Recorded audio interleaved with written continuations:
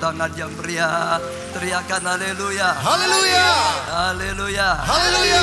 Haleluya. Haleluya. Tuhan ajaib bagi kami. Tuhan ajaib bagi kami. Tuhan dahsyat bagi kita. Tuhan dahsyat bagi kita. Tepuk tangan yang meriah. Katakan kanan kiri, Tuhan dahsyat bagi kita semua. Dan silakan duduk, saudara. Ya, sekali lagi kita bersyukur pada Tuhan karena segala kasih karunia-Nya. Terima kasih pelayan praise and worship, saudara. Karena pelayanannya kita sudah diberkati. Siapa yang diberkati lewat pujian penyembahan? Tepuk tangan bagi Tuhan.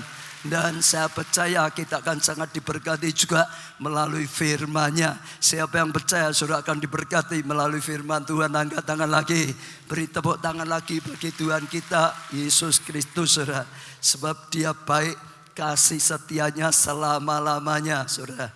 Ya, sekali lagi kita sangat bersyukur ya, terus diberi seri khotbah yang luar biasa. Seri khotbah bulan ini saya percaya seri khotbah yang dahsyat. Bagi saya ini seri khotbah yang sangat dahsyat, saudara. Sekali saudara bisa tangkap, saudara lakukan, saudara akan mengalami transformasi terobosan yang luar biasa dalam kehidupan saudara.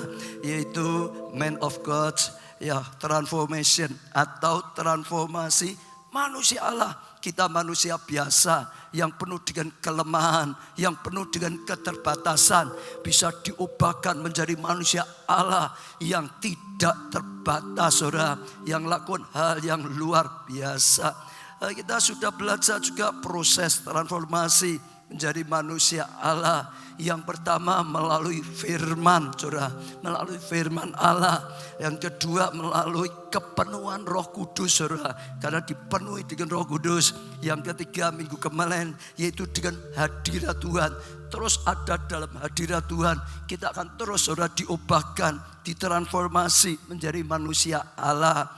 Hari ini saudara kita akan masuk seri khotbah yang keempat, yaitu mengatasi halangan-halangan untuk transformasi manusia biasa menjadi manusia Allah. Kita harus memiliki kemampuan menyingkirkan gangguan-gangguan atau halangan-halangan yang bisa menghalangi pertumbuhan manusia rohani kita, saudara. Dan itu sesuatu yang sangat penting sekali, saudara. Kalau kita tidak bisa menyingkirkan halangan-halangan itu, maka pertumbuhan kita akan terhalang. Maka sulit sekali kita mengalami pertumbuhan dari manusia biasa menjadi manusia rohani, saudara. Sama juga dalam kehidupan kita sehari-hari. Saya pernah mengalami satu kali waktu saya di Jakarta. Jakarta itu terkenal dengan macet. Katanya kalau enggak macet itu bukan Jakarta, saudara. Saat itu pas macetnya macet total, saudara. Jadi saya dari airport itu sekitar, saya lupa, kalau enggak jam 9, jam 10, saudara. Mau menuju satu tempat, saudara. Sampai jam 2, jam 3 itu baru sampai, saudara. 4 jam, 5 jam baru sampai. Padahal kalau itu jalannya kosong, bisa ditempuh paling lama setengah jam loh, saudara. Setengah jam itu bisa jadi 4 jam, 5 jam. Kenapa? Jalanannya penuh, ada halangan-halangan yang begitu besar sehingga untuk maju itu sulit sekali, saudara. Demikian juga dengan kehidupan rohani kita, saudara. Seringkali ada halangan-halangan untuk kita maju. Kalau kita tidak menyingkirkan halangan-halangan yang ada, sulit sekali bisa maju, saudara. Dan akhirnya tidak maju-maju, saudara. Seperti yang dikatakan oleh Rasul Paulus, Ibrani pasal 5 ayat 12. Sebab sekalipun kamu ditinjau dari sudut waktu, ditinjau dari sudut waktu, sudah seharusnya menjadi pengajar. Kamu masih perlu lagi diajar asas-asas pokok dan penyataan Allah. Dan kamu masih memerlukan susu, bukan makanan keras. Dikatakan kalau ditinjau waktu, seperti tadi saya naik mobil, harusnya sudah sampai setengah jam, tapi nyatanya enggak sampai-sampai. Paulus berkata, di antara orang-orang percaya juga bisa mengalami seperti ini. Kalau ditinjau dari waktu, Harusnya sudah jadi pengajar, harusnya sudah jadi penyelamat jiwa, bisa mengajari orang, bisa memimpin orang, bisa jadi ketua kelompok saya, bisa jadi ketua departemen, bahkan bisa jadi hamba Tuhan. Tapi ternyata masih belum bisa apa-apa, masih harus diajar, saudara. Oh, makanan yang lunak-lunak seperti susu belum bisa diajar dengan makanan keras, belum bisa diajari dengan hal yang dalam, belum bisa ditegur sedikit marah, saudara. Harusnya sudah melayani, masih terus minta dilayani, saudara. Enggak dilayani, marah, saudara. Ada firman yang keras sedikit, marah, saudara. Lah, seringkali juga anak-anak Tuhan bisa mengalami seperti ini. Saya tidak tahu dengan saudara, tapi saya ajak saudara buka hati, saudara. Saudara sudah berapa lama ikut Tuhan? Mungkin juga kalau ditinjau dari sudut waktu, harusnya saudara itu sudah bertumbuh. Harusnya saudara sudah dewasa rohani. Harusnya saudara sudah jadi ketua kelompok saya. Harusnya saudara sudah melayani, mengajar orang lain. Tapi tetap merasa tidak bisa apa-apa. Mimpin doa makan, jangan-jangan gitu saudara. Belum bisa apa-apa katanya gitu saudara. Oh, melayani jadi ketua kelompok saya, jangan-jangan gitu saudara. Disuruh bersaksi, jangan-jangan gitu saudara. So, doakan orang saya, jangan-jangan. Usir setan, malah lari diusir setan saudara. Kadang-kadang bisa ngalami seperti ini. Kalau ditinjau dari waktu, harusnya itu sudah dewasa. Harusnya sudah bisa melayani, harusnya bisa dipakai oleh Tuhan. Tapi tetap saja masih kanak-kanak rohani, saudara. Belum bisa apa-apa, saudara. Ya, apa saja yang bisa menghalangi dan mengganggu pertumbuhan rohani kita, sehingga proses transformasi yang menjadi manusia Allah berjalan dengan lamban. Kita harus koreksi, kita harus selidiki, kita harus cari tahu apa yang menjadi penghambat kita. Sehingga kalau waktunya ditunjuk dari waktu sudah dewasa, tapi nyatanya tetap belum dewasa. Lah, kita akan belajar dari mempelajari tentang kesehatan tubuh kita. Kita juga bisa petik pelajaran kesehatan bagi roh kita, bagi rohani kita, saudara. Ada apa saja yang menghalangi pertumbuhan dari tubuh kita dan rohani kita? Yang pertama, virus dan bakteri. Itu kalau lahiriah. Kalau rohaninya adalah ya dosa, godaan dosa, itu bisa menghalangi secara lahiriah, saudara. Kalau ada virus, saudara, masuk dalam tubuh kita, maka itu akan merusak kesehatan kita. Kalau ada bayi sejak lahir, lalu ada virus bayi dalam tubuh bayi itu, kalau tidak dihilangkan virusnya, maka bayi itu nggak pernah bisa tumbuh dewasa dengan baik. Tetap saja sudah 1 tahun, 2 tahun, 5 tahun, mungkin 10 tahun, tetap saja tubuhnya nggak bisa normal, nggak bisa bertumbuh dengan baik. Kalau mau tumbuh dengan baik, ya harus virusnya, penyakitnya dilenyapkan dulu, baru nanti tubuhnya bisa bertumbuh dengan baik. Dalam kehidupan rohani juga sama. Kalau ada dosa masuk di dalam kehidupan kita, maka itu akan menjadi penghalang pertama rohani kita bisa bertumbuh. Senantiasa nggak pernah bisa bertumbuh. Saudara bisa perhatikan, ya, pertama manusia diciptakan adalah manusia Allah. Adam dan Hawa itu manusia Allah. Oh, dahsyat sekali, luar biasa sekali. Bagaimana akhirnya dia kehilangan kemuliaan Allah, kedahsyatan Allah saat dosa masuk di dalam hidupnya. Maka saudara, manusia Allahnya rusak, saudara. Oh, rohnya rusak menjadi manusia biasa yang penuh dengan keterbatasan, yang penuh dengan kelemahan, bahkan penuh dengan penderitaan, saudara. Rohaninya tidak bisa bertumbuh dengan baik, tidak bisa mengalami manusia Allah yang sesungguhnya. Sekalipun diciptakan menjadi manusia Allah, tapi dirusak oleh dosa. Jadi saya ajak setiap saudara coba uji diri. Adakah dosa dalam kehidupan saudara? Ya, kalau tubuh kita sakit penyakit harus disembuhkan. Ya, sakit penyakit harus dilenyapkan. Demikian secara rohani. Adakah dosa, saudara? Kalau ada, harus dilenyapkan. Kalau tidak, kita tidak akan bisa mengalami pertumbuhan yang normal, pertumbuhan yang baik dari manusia biasa. Nggak mungkin bisa diubah menjadi manusia Allah. Uji diri, saudara, supaya kita bisa tahu, supaya kita bisa, saudara, atasi atau lenyapkan dosa itu, dan kita akan bisa bertumbuh, saudara. Kita lihat Tuhan Yesus beda dengan Adam dan Hawa, saudara. Tuhan Yesus juga digodai dosa, tapi dia tidak mau berbuat dosa, saudara. Dia kalahkan godaan, saudara.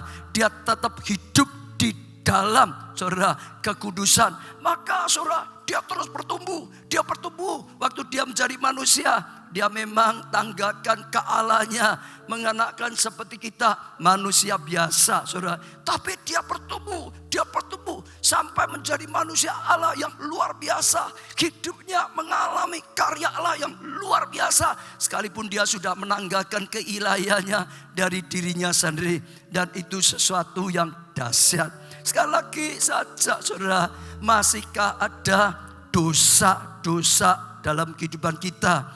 Begitu kita jatuh dalam dosa, pasti aliran hadirat Allah yang tadinya terus-menerus kita rasakan, tiba-tiba menjadi tersendat-sendat, bahkan hilang, saudara. Kalau kita tidak singkirkan dosa, saudara, semua uji diri. Sebab setiap orang bisa mengalami godaan. Setiap orang akan mengalami tantangan, saudara. Bahkan kadang-kadang ada orang-orang kelihatannya baik, tapi sebetulnya ada dosa tersembunyi. Pasangannya enggak tahu, saudara. Orang tuanya enggak tahu, saudara. Ya, anaknya enggak tahu, saudara. Sahabat-sahabatnya enggak tahu, saudara. KKS-nya enggak tahu, saudara. Pendetanya enggak tahu.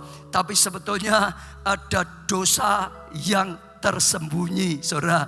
Kita harus mengerti Allah itu Maha tahu, saudara. Mau dimanapun kita berbuat dosa, Allah itu tahu. Mau tempat sembunyi seperti apapun, disembunyikan seperti apapun, Allah tetap tahu. Hanya dalam pikiran saja Allah tahu. Hanya dalam hati saja Allah tahu. Allah Maha tahu. Sekali lagi, saudara. Jadi kita harus tahu ini penghalang pertama, yaitu virus untuk tubuh, dan dosa adalah untuk rohani kita. Amin. Amin, saudara. Tolak dosa, saudara. Tolak dosa, saudara. Iya, tapi kalau sampai sempat jatuh, cepat-cepat, saudara, bertobat, bangkit dari lumpur dosa. Jangan terus menikmati lumpur dosa. Cepat bangkit dalam dosa, dan saudara akan mengalami kasih karunia anugerah dari Tuhan. Kita bisa belajar perbedaan Daud dan Saul, saudara. Dua-dua sama, sudah dipilih oleh Allah untuk menjadi manusia Allah. Tuhan sudah rencanakan luar biasa. Saul jatuh dalam dosa, Daud jatuh dalam dosa. Bahkan dosa Daud lebih besar daripada kesalahan dosa dari Saul. Sayangnya Saul tidak punya hati yang mudah bertobat. Terus saja ada dalam dosa, sehingga enggak pernah bisa dipulihkan. Oh, manusia Allahnya rusak. Dia menjadi manusia biasa yang penuh dengan kelemahan, yang penuh dengan kekalahan, yang penuh dengan penderitaan. Daud beda, saudara. Iya, dia sempat jatuh juga, tapi luar biasa sekali, saudara. Dia cepat-cepat sadar, dia cepat-cepat bertobat, dia cepat-cepat, saudara, tinggalkan dosa, saudara, sehingga dipulihkan oleh Tuhan, sehingga akhirnya dipulihkan menjadi manusia Allah kembali, dipakai oleh Allah lagi, bahkan dipakai lebih dahsyat lagi, menjadi manusia Allah lagi yang dahsyat dan luar biasa. Amin, amin. Uji diri, jangan lihat orang lain. Saudara saat ini juga uji diri. Adakah dosa yang belum diselesaikan? Adakah dosa yang belum dilenyapkan, yang belum dibuang dalam kehidupan kita. Kalau ada firman yang dilanggar, saudara, cepat bertobat, tinggalkan dosa. Kalau ada firman yang belum dilakukan, cepat-cepat lakukan firman. Maka saudara akan mengalami pertumbuhan rohani. Amin. Dan saya percaya saudara akan menghilangkan penghalang pertama. Dan saudara akan mengalami kasih karunia. Saudara akan mengalami anugerah yang luar biasa sekali di dalam kehidupan saudara. Dan itu akan mudah saudara bertumbuh, transformasi menjadi manusia Allah. Saya pernah dengar satu ilustrasi saudara. Katanya iblis itu punya 2 kacamata saudara. Punya berapa saudara? 2 kacamata. Berapa saudara? 2 kacamata saudara. Ya, pertama kalau dia godain manusia, dia berusaha memberikan kacamata yang pertama. Kacamata yang membuat semuanya jadi lebih kecil gitu saudara. Ada godaan, ada dosa. Lihat pakai kacamata disadarkan, enggak apa-apa. Ini dosa kecil. Ini enggak terlalu masalah. Akibatnya kecil sekali. Enggak apa-apa. Kecil, sederhana. Begitu saudara. Lalu sampai manusia bisa jatuh dalam dosa. Setelah jatuh dalam dosa, kacamatanya dirubah. Iblis akan berusaha masangkan kacamata pembesar. Ini dosamu sudah terlalu besar. Dosamu sudah terlalu parah. Engkau gak akan bisa bertobat. Engkau gak bisa tinggalkan dosa. Engkau gak mungkin bisa ditolong. Engkau gak mungkin berkenan pada Tuhan. Engkau gak mungkin diampuni. Engkau gak mungkin bisa dipakai oleh Tuhan lagi saudara. Itu kacamata iblis saudara. Harus pakai kacamatanya Tuhan. Jangan kacamatanya iblis. Amin. Tolak dosa. Jauhi dosa. Kalau sampai tetap jatuh, cepat bertobat. Allah adalah setia dan adil. Siapa berbalik tinggalkan dosa, datang pada Tuhan, maka Tuhan setia, maka Tuhan akan terima, maka Tuhan akan mampuni, maka Tuhan akan pulihkan, maka Tuhan akan bangun lagi menjadi manusia Allah yang luar biasa. Amin. Setuju saudara? Buang penghalang yang pertama apa? Dosa. Katakan kanan kiri, ayo buang dosa. Siapa tahu ada dosa rahasia yang orang lain gak tahu. Gak usah ngomong dosa apa. Tapi ayo ya buang penghalang pertama, yaitu dosa. Yang kedua penghalangnya adalah pikiran, perkataan, dan perbuatan negatif. Serba negatif. Kebanyakan orang berpikir kalau tubuh kita sakit, ya berarti virus dan bakteri yang menyerang kita. Kadang-kadang orang tuh ya seringkali pikir, oh sakit, kena virus, kena itu. Satu sisi betul, tapi tidak semua sakit penyakit itu karena virus, karena penyakit. Justru yang banyak sekali orang sakit bukan karena virus. Ada, tapi mayoritas adalah masalah pikiran dan hati. Orang yang terus berpikir negatif, orang yang terus berkata negatif, orang yang terus hidupnya ke arah negatif. Saudara sadar atau tidak sadar, itu akan mendatangkan berbagai macam sakit penyakit saudara. Satu kali saya ketemu dengan seorang apoteker. Saya tanya, saat ini obat yang laris itu apa? Dia berkata, oh saat ini banyak orang BLN itu waktu saudara, sakit matanya gitu saudara. Lalu saya berkata, ya itu musiman. Kalau secara umum sepanjang masa itu yang paling laris obat jenis apa? Dia berkata, yang paling laris adalah obat-obat yang ada kaitannya dengan pikiran dan hati saudara. Pikirannya kacau, pikirannya bingung saudara. Hatinya kacau, hatinya bingung. Itu membuat sakit penyakit semua muncul. Mahnya kambuh, tekanan darahnya naik saudara. Jantungnya dak-dik-duk gitu saudara. Banyak sekali saudara. Rematiknya kambuh saudara. Gulanya naik saudara. Kolesterolnya naik saudara. Punggungnya, boyoknya pegel semua saudara. Karena terlalu banyak pikiran yang negatif. Oh terus banyak pikiran yang negatif. Karena terlalu banyak ngomong yang negatif. Sehingga akhirnya banyak sakit penyakit datang dalam kehidupan kita. Sejak saudara coba uji. Kalau saudara sedang sakit, ada kemungkinan besar. Sebab pikiran saudara, perkataan saudara, hidup saudara yang negatif. Secara rohani juga sama. Kalau kita suka berpikir negatif, kalau kita suka berkata negatif, roh kita akan mudah kena virus negatif. Sakit maksudnya, kena sakit ya saudara. Akhirnya roh kita tidak akan bisa bertumbuh dengan baik. Karena tubuhnya sakit, rohnya juga sakit. Secara rohani manusia, roh kita sakit. Kalau tidak disembuhkan juga sekali lagi gak bisa bertumbuh dengan baik. Kenapa? Ya terus menerus berpikir negatif, terus menerus berkata negatif, dan itu bisa merusak saudara ya pertumbuhan yang luar biasa. Ada karena virus, tapi mayoritas bukan karena penyakit, bukan karena virus, tapi karena pikiran dan hatinya. Pikir negatif saudara, ya mikir ya bahaya, mikir nanti ini gimana, banyak saudara. Satu kali saya pernah saudara dikatakan orang, saya pikir benar, makanan ya yang lain bisa membuat orang sakit virus, tapi paling banyak salah satunya saudara adalah pikiran. Lihat orang gila itu kalau ketemu hehehe tertawa sedih saudara, betul gak saudara?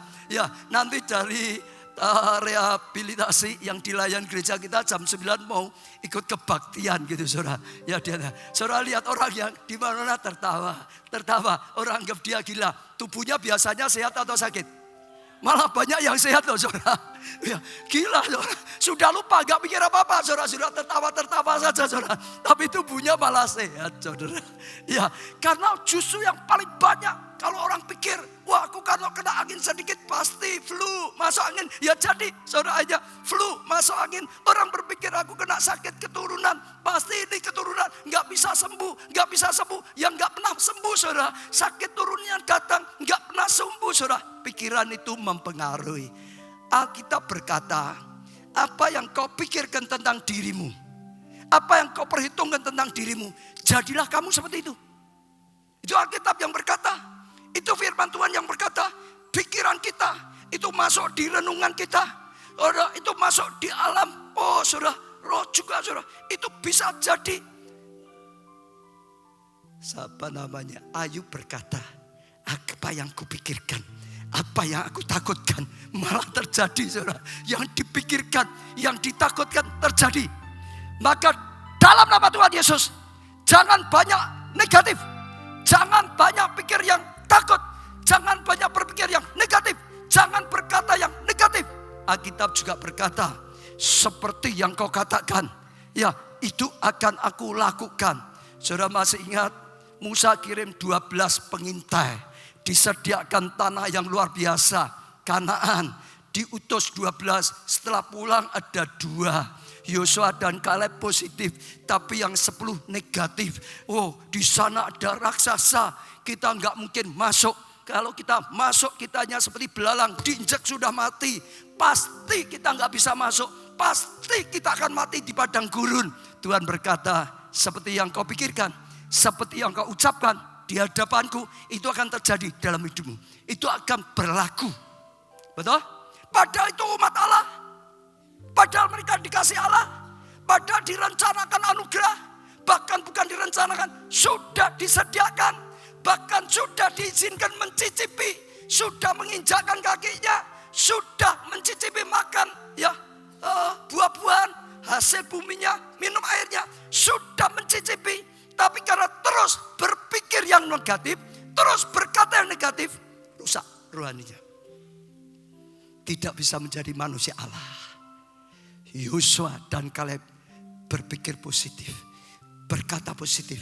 Allah yang berjanji adalah Allah yang menepati janji. Allah kita yang janji adalah Allah ahlinya. Kalahkan raksasa, Allah akan tolong kita. Tuhan akan tolong kita. Kita bukan diinjak mati, kita akan telan raksasa. Amin. Amin. Kalau masih ada pikiran negatif, buang. Allah itu enggak punya negatif. Negatif itu min. Negatif itu kurang. Yang punya negatif itu iblis. Selalu kurang baik. Selalu kurang ya kuat. Selalu kurang negatif. Di atas kayu salib palang yang negatif, kayu yang min saja sudah dipotong jadi plus. Di atas kayu salib Tuhan sudah merubah semua yang negatif dalam hidup kita, diubah jadi plus. Semua sakit penyakit diubah menjadi kesehatan. Semua kutuk diubah menjadi anugerah. Semua kekurangan diubah menjadi kelimpahan. Betul? Betul? Kita anak Tuhan, direncanakan yang baik. Rancangan Tuhan adalah kebaikan. Jangan berpikir negatif. Jangan ngomong negatif terus. Karena itu akan terjadi dalam kehidupan saudara. Dan saudara akan rugi. Caplek sebelah lagi. Ayo ngomong sing apik. Berpikir yang baik saja. Tuhan kita baik. Dia adalah baik senantiasa, saudara. Kasih setianya adalah selama-lamanya. Filipi 4 ayat 8. Jadi akhirnya, saudara-saudara, semua yang apa? Benar. Jangan cengurah benar. Dipikir terus, dibicarakan terus. Jangan. Dipikir, dibicarakan yang benar. Semua yang mulia, jangan semua yang rendah, yang tidak baik, saudara. Semua yang adil. Jangan mikirkan ketidakadilan, bicarakan ketidakadilan terus. Semua yang suci, jangan pikirkan yang cemar, yang tidak baik terus. Semua yang manis, jangan pikirkan yang pahit, buat pahit hati. Semua yang sedap, jangan mikirkan yang tidak sedap didengar. Semua yang disebut kebajikan, jangan semua yang tidak bajik dan patut dipuji. Jangan mikir yang patut dicela, tapi yang patut dipuji. Pikirkanlah semuanya itu. Amin. Amin. Amin. Maka bertobat. Kalau terus mikir yang negatif, berkata yang negatif, bertobat. Beri tepuk tangan untuk Tuhan. Iya, saya percaya itu kasih karunia, anugerah yang luar biasa. Karena kita singkirkan. Ya, manusia itu kalau enggak punya langkah singkirkan secara khusus enggak pernah berubah. Kemarin saya juga senang dapat satu contoh untuk ilustrasi. Ada satu orang ayah punya 2 anak. Anak yang pertama, saudara, itu selalu negatif terus, saudara. Selalu murung terus, saudara. Anak yang kedua itu selalu positif, saudara. Selalu sukacita, hidupnya bahagia. Wah, luar biasa sekali. Lalu ayahnya nyoba, apa yang negatif ini terus negatif terus. Ya, apa yang positif terus, saudara. Yang negatif diberikan HP Samsung apa 7 ya sekarang. Yang baru itu apa? Apa Nudi? Ya pokok HP yang terbaru dikasih, saudara. Wah, diolahin HP yang bagus, yang terbaru. Yang Indonesia belum keluar. Yang baru keluar di luar negeri gitu, saudara, di Amerika. Ya diberikan, taruh di kamarnya. Lalu diberikan dia, saudara. Nah setelah diberi, awalnya saya senang. Wah, HP Samsung yang terbaru. Indonesia belum ada. Wah, luar biasa. Tapi gak lama, bapaknya baru keluar kamar sudah mikir. Ini kalau dicuri adikku gimana? Ini nanti kalau buat mainan dirusak gimana? Ini adikku kalau nggak seneng, wah mulai mikir. Ini temanku nanti macam-macam, saudara. Mikir negatif lagi, mikir negatif, sedih lagi, saudara. Sudah dibawahi ya HP Samsung yang terbaru, tetap saja sukacitanya 5 menit. Lalu sudah 5 tahun sedih lagi, saudara. Karena kebiasaan itu saja nggak dirubah, betul? Sebaliknya yang positif sengaja diberi, saudara. Dia sukanya kuda gitu, saudara. Sengaja dikasih kotoran kuda, satu plastik gitu, saudara. Ditaruh, saudara, ya di depan kamarnya gitu, saudara. Lalu waktu si positif ini pulang, wah kotoran kuda. Ayahku kenapa beri kotoran kuda di depan kamarku? Kenapa? Karena dia pikir positif. Kalau ayahku sudah membawakan kotoran kuda, berarti ayahku sudah tahu keinginanku. Berarti ayahku sudah punya rencana akan diberikan kuda kesukaanku. Pasti sebentar lagi kuda, saudara. Lihat kotoran kuda, mikirnya kuda. Berkat kuda, keinginannya dijawab, doanya dikabulkan, sukacita. Dengar, saudara, itu seringkali kebiasaan. Apa yang menjadi kebiasaan, saudara? Hari ini berubah. belajarlah yang positif. Tuhan kita positif, enggak punya negatif. Bahkan Tuhan kita, Tuhan yang merubah yang negatif jadi positif. Saudara yang sakit, berpikirlah, bersyukur ada Tuhan, dokter di atas segala dokter. Saudara akan dapat kesembuhan. Saudara yang kekurangan, berpikir positif. Untung dia rela dijadikan miskin, terima kutuk kemiskinan, supaya aku bisa diberkati untuk jadi berkat. Puji Tuhan. Ada masalah besar, saudara enggak bisa mengatasi. Belajarlah berpikir positif. Untung aku tidak sendirian. Tuhan besertaku. Dia tidak pernah meninggalkan aku. Mujizatnya akan merubah masalah menjadi mahkota. Oh, kekurangan jadi kelimpahan. Belajar. Saudara akan bertumbuh rohani saudara. Saudara akan mengalami kasih karunia dan anugerah yang luar biasa. Amin. Coba tepuk sebelah lagi. Oh, positif ya. Yang ketiga, emosi-emosi yang merusak. Kalau yang kedua tadi masih di pikiran, yang ketiga ini sudah sampai di hati, saudara. Lebih deeper, lebih dalam lagi. Sakit penyakit dalam tubuh kita tidak disebabkan oleh satu faktor tunggal saja, akan tapi lebih daripada itu, saudara. Polanya bahkan akhirnya sampai di hati. Seringkali kita hanya mencoba menyembuhkan rasa sakitnya, tapi tidak sungguh-sungguh menyelesaikan akar penyebab sakit itu. Secara tubuh, saudara, kadang-kadang pusing, hanya dipikirkan supaya enggak pusing gitu, saudara. Kadang-kadang lelah, hanya dipikirkan supaya tidak lelah, saudara. Iya, jadi hanya mengatasi efek akibatnya saja, itu yang diatasi. Seringkali kita lupa memikirkan akarnya, penyebabnya sakit itu apa, saudara. Orang pusing penyebabnya itu banyak. Ada bisa karena kekurangan darah, ada bisa karena kekurangan makan, ada bisa karena tekanannya terlalu rendah, ada kadang-kadang tekanannya terlalu tinggi. Semua bisa punya efek seperti itu, saudara. Harus dicari akarnya, penyebabnya apa?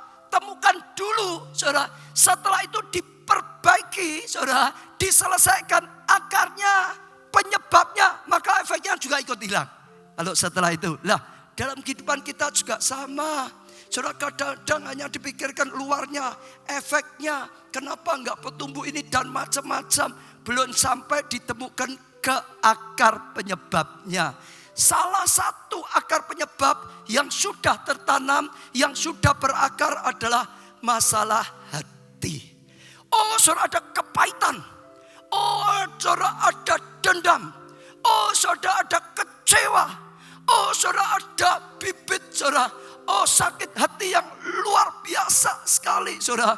Itu bisa jadi penyakit. Ya, orang itu bisa sakit tubuhnya karena masalah hati, saudara. Kalau masalah hati belum disembuhkan, sudahlah, mau diobatin apapun nggak akan sembuh. Sembuh pun hanya sebentar. Nanti akan muncul lagi, dan muncul lagi. Saya tidak tahu di sini gereja kita banyak dokter, tapi ada data yang mengatakan begini. Sebetulnya sel kanker itu hanya bertahan setengah tahun. Setelah itu mati sel kanker. Tapi kanker itu banyak sekali. Ya, faktornya salah satu penyebab yang paling besar adalah masalah hati. Oh, kepahitan. Oh, kecewa. Oh, saudara, sakit hati. Oh, dendam yang disimpan di dalam hatinya. Itu akan mengeluarkan racun. Zat racun yang merusak tubuh kita. Kalau itu tidak diselesaikan, sebetulnya sel kankernya yang sudah setengah tahun itu mati. Tapi munculnya juga sel kanker baru lagi. Karena sumbernya belum dibersihkan, saudara. Akan keluar lagi. Enggak pernah sembuh-sembuh. Bahkan makin lama makin parah. Makin lama makin berat. Karena akarnya belum disembuhkan. Dan saudara harus tahu, yang namanya masalah hati itu bukan tubuhnya yang rusak. Jiwanya ikut rusak. Pikirannya ikut rusak. Perkataannya ikut rusak. lalu juga sifatnya, karakternya ikut rusak. Lalu juga rohnya ikut rusak, rohaninya ikut rusak, pelayanannya ikut rusak. Semuanya rusak, keluarganya bisa rusak, masa depannya bisa rusak, pekerjaannya bisa ikut rusak, pelayanannya rusak, hidupnya rusak. Karena dari dalamnya ini terus memancarkan racun secara lahiriah maupun racun secara rohani. Akan rusak semuanya. Kalau belum diselesaikan akarnya, tubuhnya tidak akan tumbuh dengan baik, rohaninya tidak akan tumbuh dengan baik. Tetap saja akar kepahitan, Alkitab berkata, itu akan menghancurkan tubuhnya, jiwanya, rohnya akan dihancurkan. Saudara bisa lihat di Alkitab, di mana-mana akan selalu terjadi seperti itu. Akar kepahitan yang bisa merusak kehidupan manusia, fisik, jiwa maupun rohnya. Salah satu bentuk pola dalam tubuh kita sehingga tubuh kita terkondisikan untuk terkena berbagai macam sakit penyakit adalah emosi yang merusak. Mungkin ada saudara sesuatu yang menyakiti hatimu, tapi dengar, jangan disimpan kepahitan itu. Mungkin ada yang melukai hatimu, tapi dengar, jangan dibiarkan luka hati, sembuhkan hatimu. Mungkin ada sesuatu yang membuat saudara kecewa, jangan simpan kecewa, buang kecewa. Taruh di bawah kaki Yesus yang tidak pernah mengecewakan kita. Kok diem saja saudara? Mungkin ada yang kecewa, mungkin ada yang sedang sakit hati. Loh, betul loh saudara. Kalau kita reaksi, saudara, itu kadang-kadang karena kita sedang itu. Orang kalau tangannya nggak sakit tak tapok gitu ya nggak apa-apa. Tapi kalau sedang sakit senggol sedikit saja, wah jangan gitu saja, marah, betul? Orang kalau dengar khotbah jangan merokok, marah. Mestinya dia merokok, saudara. Biasanya itu mudah ditebak, saudara. Betul, saudara? Orang dengar khotbah perpuluhan, marah. Biasanya nggak pernah mengembalikan perpuluhan, saudara. Loh, betul kan, saudara? Orang dengar khotbah mengampuni, marah, saudara. Karena dia sedang sakit hati, nggak bisa ngampuni. Ya atau ya? Ya atau ya? Itu harus dikeluarkan. Kalau tidak, hidupmu nggak bisa bertumbuh. Tubuhmu nggak sehat. Jiwamu nggak sehat. Rohmu tidak akan sehat. Buang, penghalang. Dan saudara akan bertumbuh. Hanya bisa menjadi manusia Allah yang sesungguhnya, yang dahsyat, yang luar biasa. Jangan izinkan emosi-emosi merusak itu meracuni sistem tubuh, jiwa, roh kita. Dan menimbulkan berbagai macam sakit penyakit. Iya saudara, emosi-emosi yang merusak ini akan menjadi penghambat besar untuk kita transformasi menjadi manusia Allah. Ingat perumpamaan Tuhan Yesus tentang benih yang ditabur. Yang pertama yang ditabur jatuh di pinggir jalan. Ya, lalu burung ambil, dimakan dan hilang, enggak sampai tertanam di hati. Ada orang dengarkan firman seperti ini, hanya sekedar lewat, pikirannya ngalamun terus, saudara. Lewat saja, gitu, enggak masuk, saudara. Kalau sempat masuk di kuping kanan, sebentar, enggak masuk di hati, enggak sampai tanah hati, keluar lagi di kuping kiri, saudara. Hanya dilewati saja gitu. Itu saudara, benihnya enggak masuk di tanah hatinya. Sudah enggak masuklah, khotbah apa terserahlah. Ada pikirannya sendiri, saudara. Ada enggak yang gini saat ini? Dalam nama Tuhan Yesus, enggak. Semua dengarkan firman Tuhan. Tapi dengar, ada yang kedua. Benih itu jatuh di tanah yang berbatu-batu. Hanya sediakan tanahnya sedikit. Masuk, tumbuh, tapi kerdil. Enggak bisa besar, kenapa? Tanahnya sedikit. Hanya sediakan hatinya sedikit. Enggak mau. Sediakan segenap hatinya enggak mau. Percaya, ya percaya. Tapi sedikit saja, 25% percaya gitu saudara. Enggak mau buka hatinya seluas-luasnya saudara. Ya sediakan sedikit, percaya sedikit gitu saudara. Enggak banyak ya, lumayan lah gitu saudara. Itu imannya juga sedikit, tumbuhan rohaninya sedikit. Nanti akhirnya akan hilang lagi, mati lagi. Di gereja percaya, sudah pulang menghadapi masalah, nggak percaya lagi. Di gereja amin sembuh, pulang rasanya sakit lagi, loh sakit lagi. Saudara, nggak ngalami mujizat, timbul tenggelam, saudara, bimbang terus hatinya. Kenapa? Tanah yang batu. Tanahnya disediakan hanya sedikit. Ingat yang ketiga, ditabur di apa? Semak duri. Memang tumbuh, tapi digencet oleh semak duri, hanya mati. Ini tentang Tuhan Yesus. Ini tentang apa? Ya, khawatir, hati, dan masalah. Masalah menghencat, saudara. Sehingga benih itu juga mati. Nggak bisa bertumbuh dengan baik.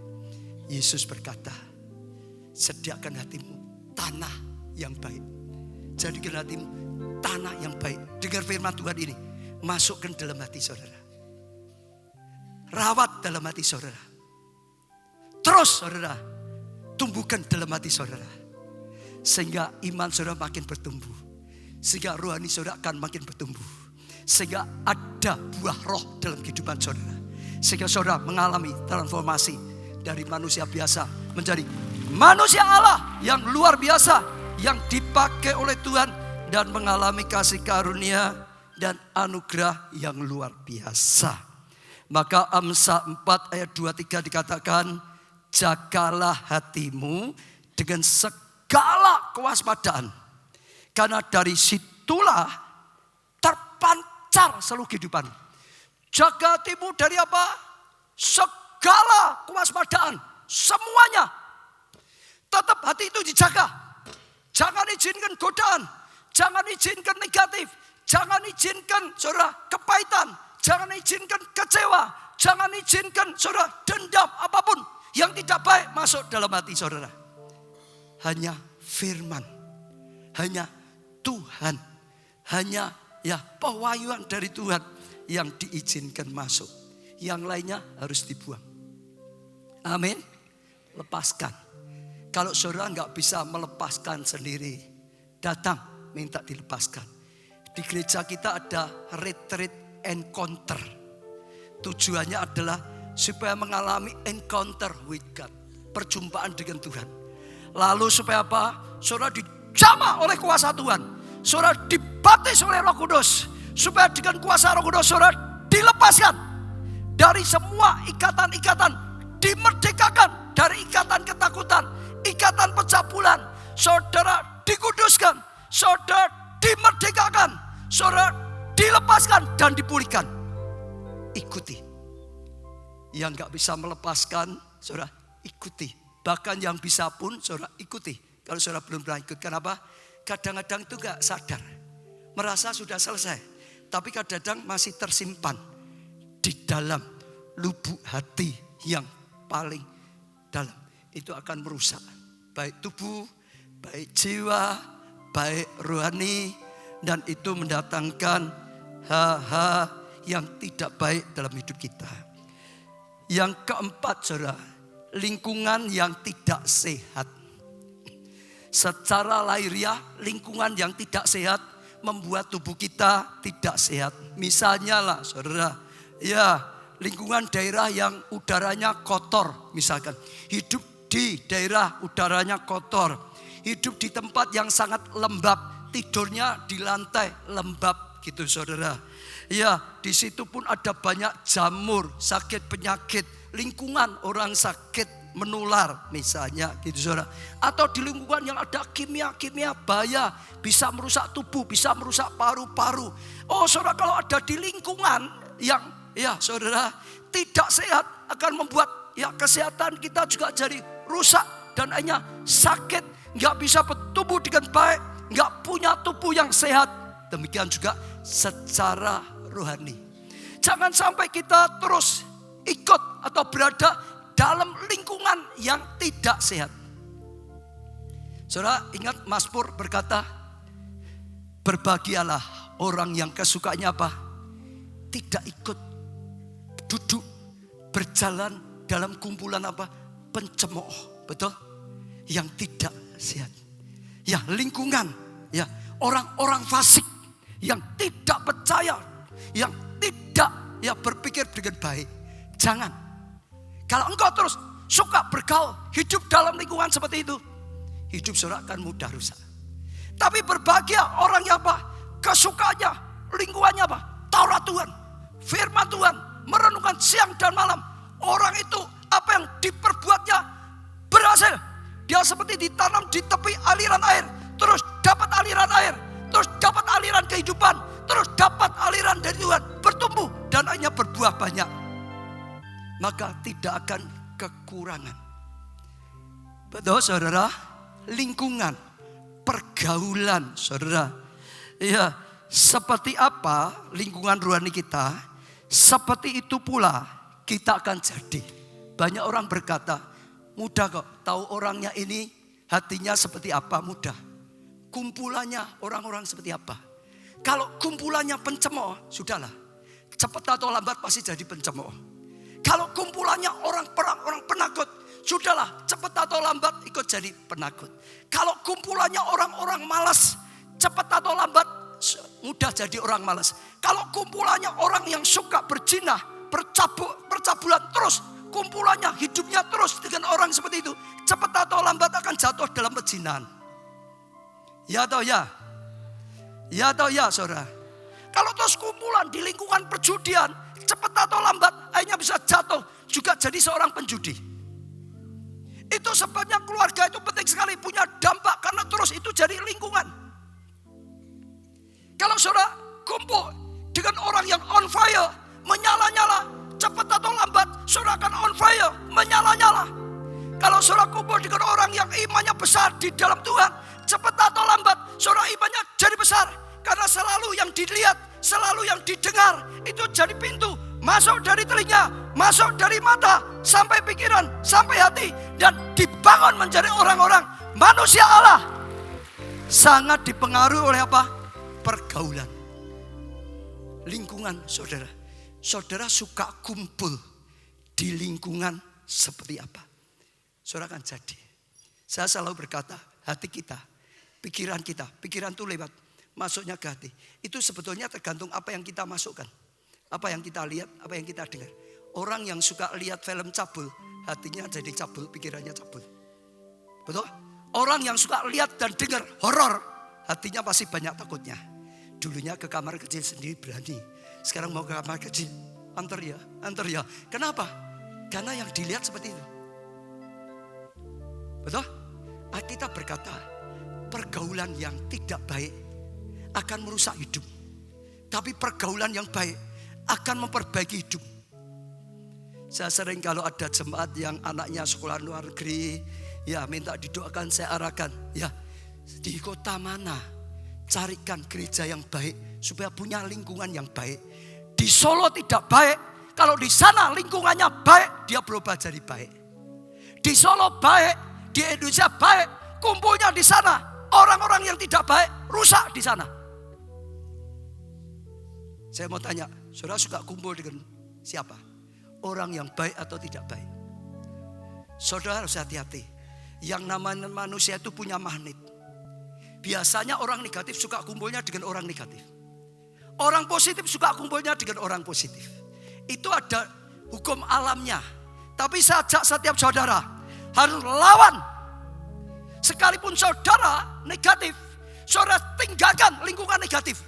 Saudara masuk dalam lingkungan yang positif, maka negatif saudara akan diisi yang positif. Saudara akan diubah menjadi positif.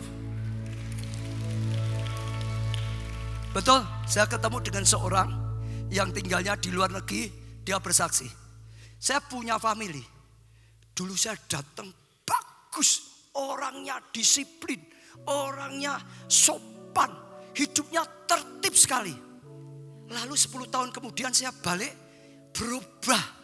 Orangnya jadi malas, orangnya gak tahu aturan. Wah, sudah hidupnya berubah total. Saya cari kenapa. Setelah saya teliti sekian lama, saya dapatkan. Dulu dia kerja di perusahaan yang tertib, di perusahaan yang disiplin, di perusahaan yang sehat, di perusahaan yang sopan. Hidupnya ikut jadi sehat, sopan, disiplin.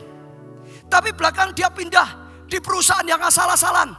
Sudah saudara, nggak punya ya rasa disiplin. saudara, enggak ya didorong atau perjuangan untuk rajin. Malas, semua mudah terlambat, enggak apa-apa semua. Dia ikut rusak sifatnya. Kenapa? Lingkungan. Betul? Masih ingat bio-nya Pak Pendeta? Nah, saya ajak saudara uji. Saudara suka kumpulannya. Orang yang pesimis, yang negatif, orang yang suka hidup dalam lumpur dosa, orang yang penakut, atau orang-orang yang baik hatinya. Orang-orang yang imannya besar, orang-orang yang berpikir positif, orang-orang hidup dalam kekudusan. Itulah jadinya hidup saudara.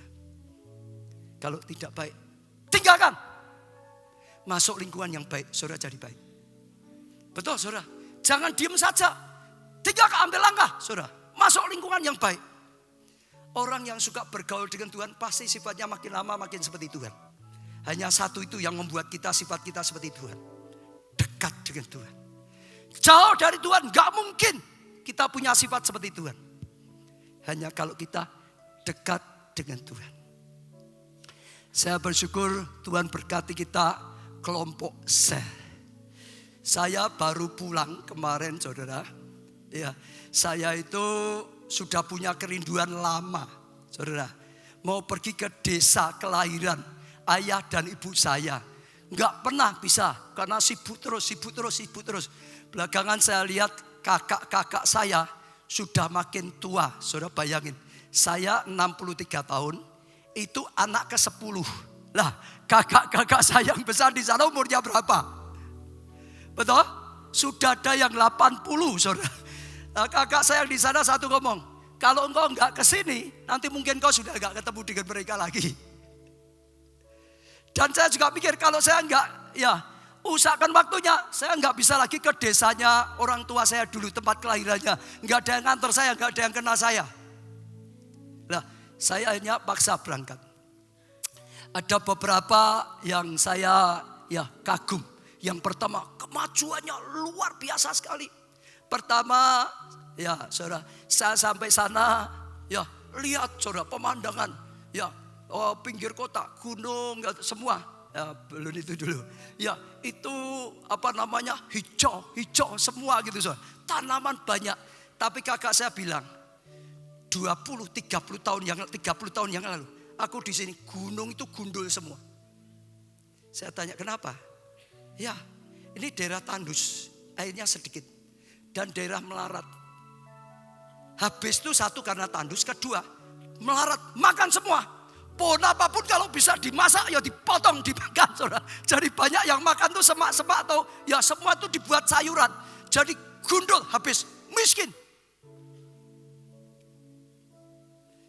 Tapi berubahnya 10 tahun ini berubah total.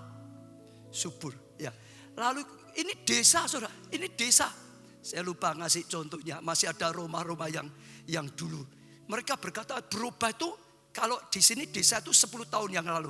Kota sudah 30 tahun yang lalu. Ini desa. Saudara, saya terbang sampai ke Hong Kong lalu dengan kakak saya ke Shenzhen. Di Shenzhen naik kereta cepat saudara. Kecepatannya bisa 200-300 km per jam. Jadi kalau ke Jakarta itu hanya enggak sampai 2 jam. 1,5 jam lebih gitu saudara. Itu kereta cepat itu saudara. Majunya luar biasa sekali saudara. Tadi kota-kotanya saudara lihat sedikit kota-kotanya. Tadi coba bangunan-bangunan. Mana? Nah saudara lihat. Ini sudah Solo ketinggalan jauh.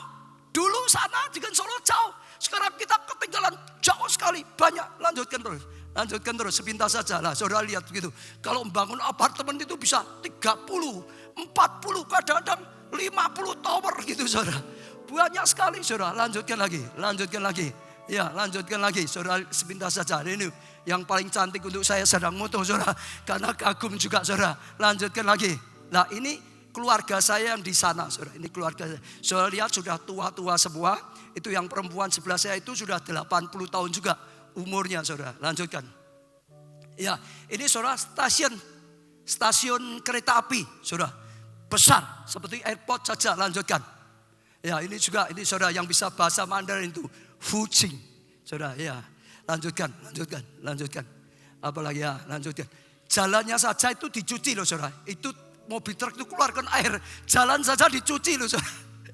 Itu dulu desa Kluthuk saudara. Sekarang berubah total saudara. Lanjutkan. Ya, lah saya bersyukur saya di sana sempat ketemu dengan pendeta di sana. Nah ini yang akan saya sampaikan begini. Saya itu namanya hamba Tuhan, dimanapun tugasnya selamatkan jiwa. Nah waktu membuat visa, istri saya keluar, visa saya belum keluar. Saya dikirim formulir untuk tanda tangan. Karena paspor saya ada tulisannya pendeta, saya gak mau bohong. Saya harus buat surat pernyataan, tidak akan bawa agama ke sana gitu saudara. Saya harus buat surat pernyataan. Sudah dikirim saudara, sampai sana gak diterima lagi.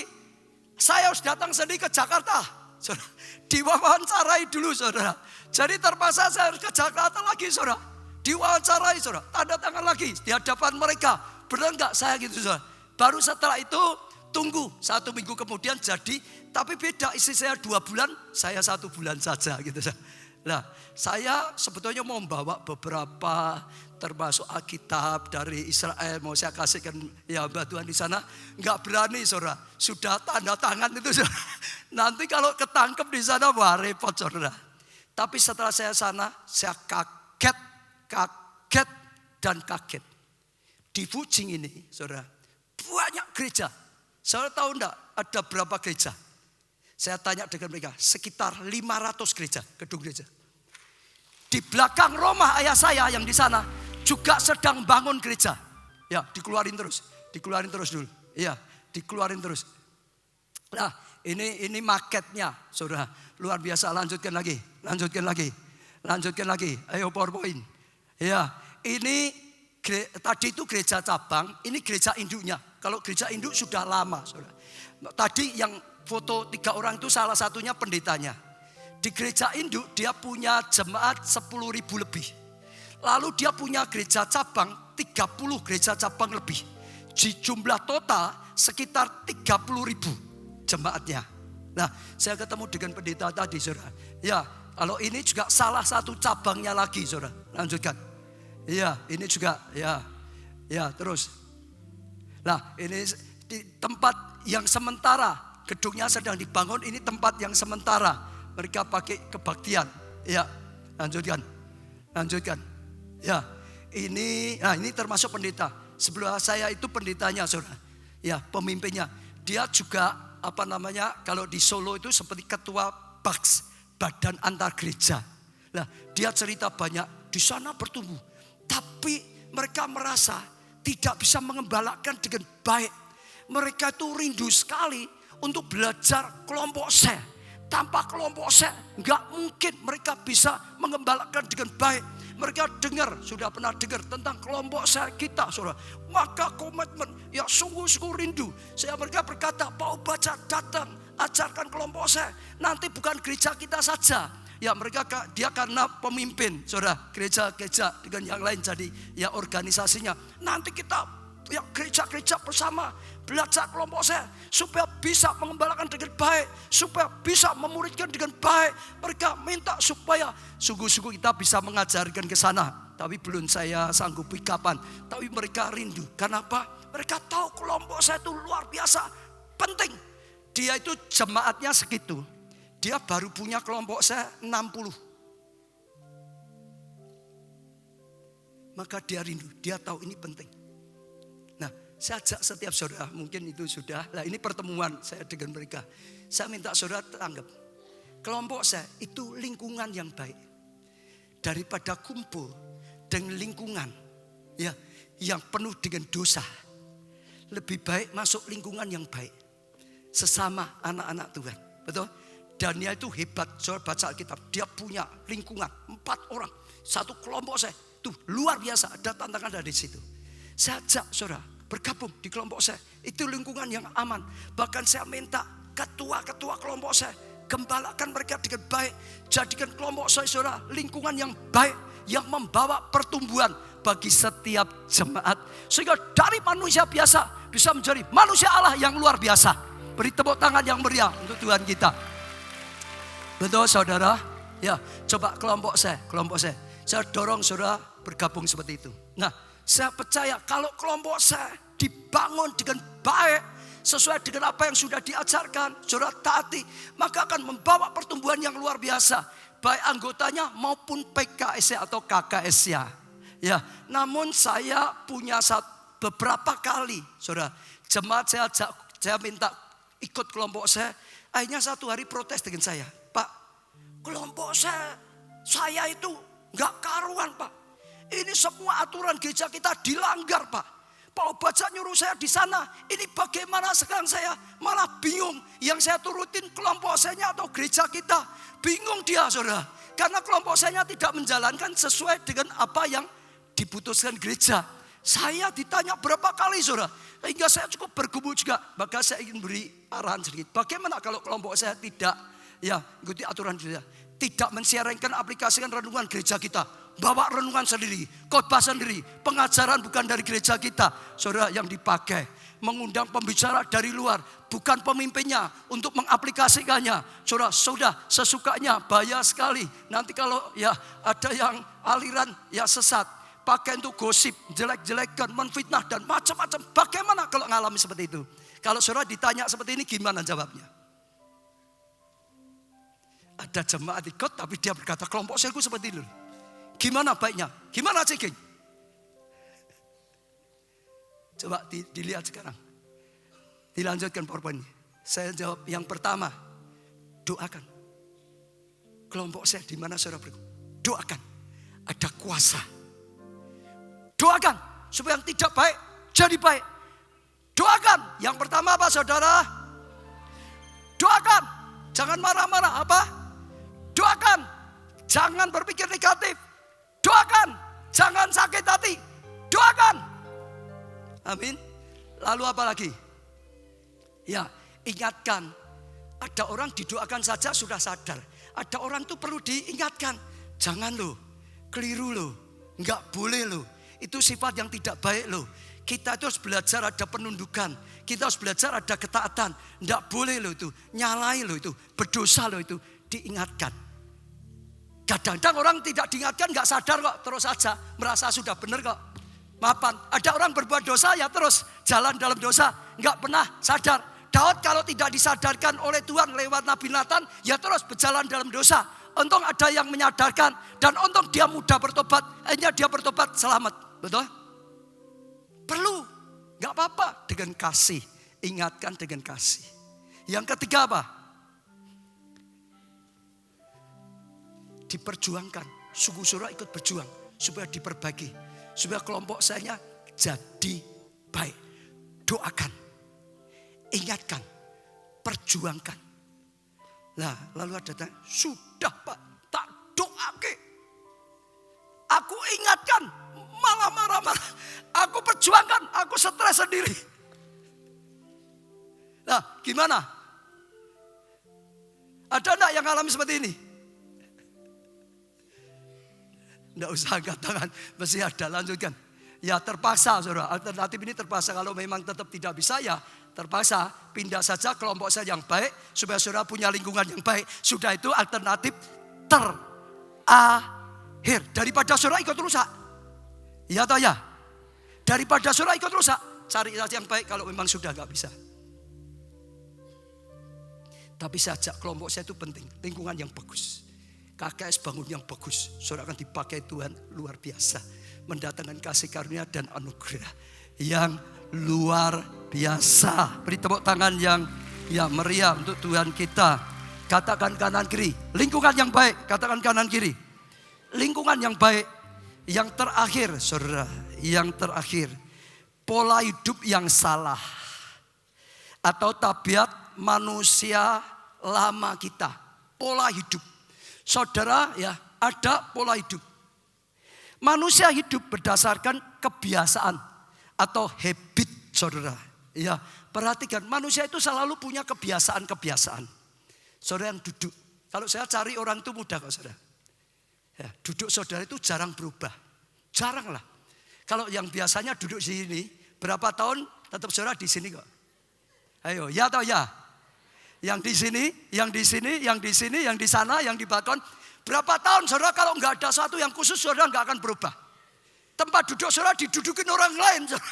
Artinya gimana toh ini sudah didudukin orang lain? Ya toh ya? Ya toh ya? Kemarin Sabtu ngomong, saya sedang berusaha merubah. Di depan saya butuh ada orang yang mau memberi support gitu saudara. Supaya waktu pujian, waktu sampaikan firman Tuhan saling memberkati itu. Gak lama balik lagi.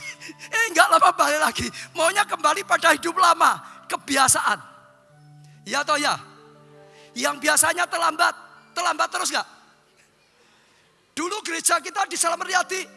Terlambat, saya kok terlambat? Ya Pak, jauh Pak, jauh Pak. Harus, wah ini rumah jauh. Lalu pindah dekat sini. Banyak jemaat dulu dari Mesen, Pura-Puran karena rumah saya di sini. Sekarang sudah dekat ya terlambat sama saja. Itu adalah habit, itu adalah kebiasaan. Memang kebiasaannya telat. Maupun jauh dekat ya telat. Kebaktiannya jam 6. Jam 6 itu baru mikir siap-siap. Ya pasti telat. Ayo ada enggak? Orang malas itu ya biasanya malas. Betul gak? Bangun pagi, bangun siang itu kebiasaan. Mau dimanapun ya malas. Orang rajin suruh nganggur gak bisa. Ya dia ingin kerja terus. Betul gak saudara? Kita hidup itu dasarkan pola kebiasaan. Itu jadi habit kita. Jadi kebiasaan. Jadi sifat kita. Nah dengar. Apa yang selalu kita lakukan. Yang sudah jadi kebiasaan kita. Itulah yang paling membentuk kita. Kalau kita punya kebiasaan-kebiasaan yang tidak baik, kita nggak rubah jadi baik.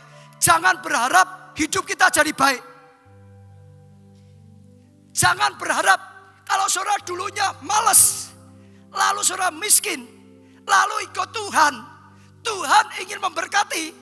Saudara kalau tidak rubah kebiasaan malas jadi rajin, jangan berharap saudara kelimpahan, nggak bisa. Ya atau ya? Ya atau ya? Kalau biasa menipu, sudah ikut Tuhan masih nipu terus. Tisani. Tipu sana, tipu sini maksudnya gitu saudara. Jangan berharap saudara dapat kepercayaan diberkati, jangan berharap. Harus hidup lama, diubah kepada hidup baru. Betul saudara? Aku berubah, sungguh ku berubah saat ku lupa. Terima Yesus sebagai Tuhan dan Juru Selamatku, betul? Sifatku berubah, pikiranku berubah, ngomongku berubah, tingkah laku berubah, maka hidupku berubah, keadaanku berubah. Saya ajak saudara coba uji, saudara punya kebiasaan, habit yang tidak baik apa enggak? Itu yang mencetak hidup kita. Rubah. Kalau saudara suka punya habit. Ya ada dalam lumpur dosa. Ini berubah. Tinggalkan. Enggak berubah saudara tetap saja. Hidup dalam kutuk dosa. Kalau saudara suka makanan yang tidak sehat. Sehingga tubuh saudara tidak sehat. Berubah. Ganti makanan yang sehat. Kalau saudara suka menyerang keluarga.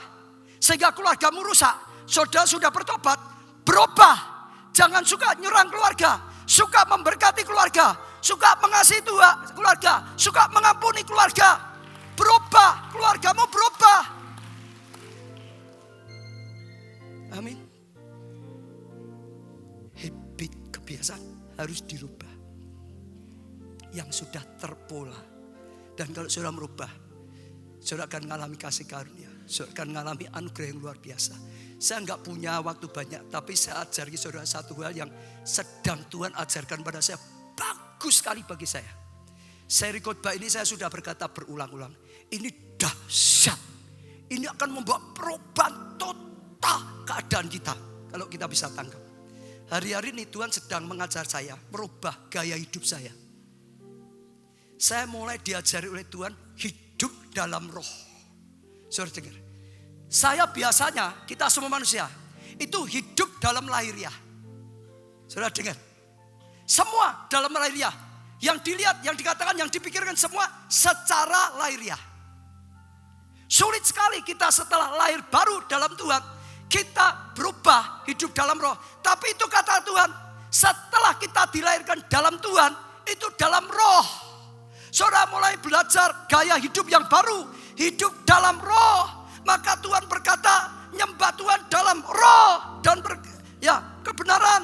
Maka firman Tuhan juga berkata, engkau harus berdoa dalam roh. Betul saudara? Engkau hidup dalam roh. Nah, luar biasa. Jadi saya mulai belajar terus hidup dalam roh. Kesadaran roh, bukan hanya kesadaran secara lahiriah. Saya lahiriah nyadari ini lahiriah. Saya harus mulai hidup kesadaran dalam roh saya. Saya sedang bersama Roh Kudus. Saya hidup bersama Roh Kudus. Saya hidup dalam hadirat Tuhan. Terus merubah gaya hidup dalam roh. Saudara dengar, pertama sulit. Saya ingin mengajarkan. Saudara cari dulu yang baik mana, lalu saudara merubah. Pertama saudara merubah segala sesuatu, itu sulit. Itu enggak nyaman. Bukan berarti itu tidak baik. Awal segala sesuatu kita lakukan yang baru, itu seringkali belum nyaman. Kalau itu memang baik harus dipaksa. Kalau itu memang baik harus dipaksa. Kalau itu memang baik harus dipaksa. Kalau saudara paksa terus, lama-lama yang gak nyaman, yang kaku, yang gak enak, jadi biasa. Rasa gak enak sudah gak lagi. Sulit sudah hilang. Dan setelah biasa, saudara paksa lagi. Saudara paksa lagi. Saudara paksa lagi. Akan jadi gaya hidup saudara. Setelah jadi gaya hidup saudara, itu malah jadi kebutuhan. Contohlah, saudara doa. Wah, pegel semua. Paksa. Lama-lama doa tidak pegel. Tapi saudara paksa. Lama-lama enggak doa, saudara bingung. Benar enggak? Harus doa. Betul saudara.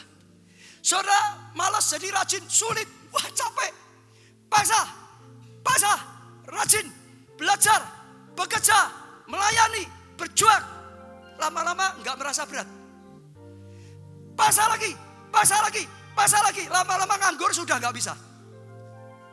Habit saudara berubah. Kebiasaan saudara berubah. Waktu saudara sudah berubah, habit saudara, kebiasaannya kebiasaan yang baik. Hidup saudara mulai terus makin menjadi manusia Allah. Waktu saya latihan, saya mulai sekarang hidup dalam roh.